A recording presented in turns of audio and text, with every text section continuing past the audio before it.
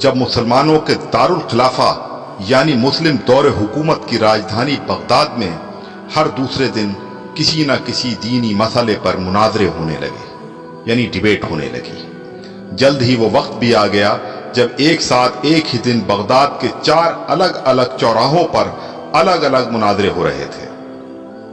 پہلا مناظرہ اس بات پر تھا کہ ایک وقت میں سوئی کی نوک پر کتنے فرشتے بیٹھ سکتے ہیں۔ دوسرا مناظرہ اس اہم موضوع پر تھا کہ کوا حلال ہے یا حرام ہے۔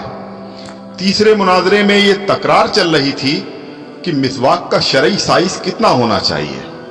ایک گروہ کا کہنا تھا کہ 1 بالش سے کم نہیں ہونی چاہیے، اور دوسرے گروہ کا یہ ماننا تھا کہ 1 بالش سے چھوٹی مسواک بھی جائز ہے۔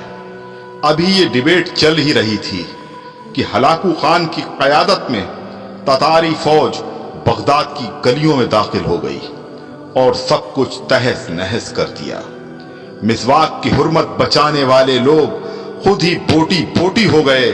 سوئی کی نوک پر فرشتوں کی گنتی کرنے والے لوگوں کی کھوپڑیوں کی میناریں بن گئیں جنہیں گننا بھی ممکن نہیں تھا۔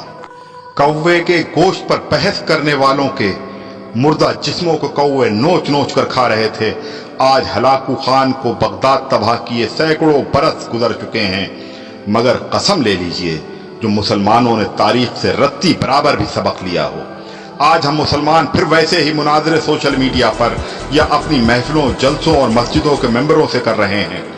داڑھی کی لمبائی کتنی ہونی چاہیے، یا پھر پائجامے کی لمبائی ٹخنوں سے کتنا اوپر کتنا نیچے شرعی اعتبار سے ہونی چاہیے۔ فرقے اور مسلک کے ہمارے جھنڈا بردار صرف اور صرف اپنے اپنے فرقوں کو جنت میں لے جانے کے دعوے کر رہے ہیں، اور دور حاضر کا ہلاکو خان ایک ایک کر کے مسلم ملکوں کو نیست نابود کرتا ہوا آگے بڑھ رہا ہے۔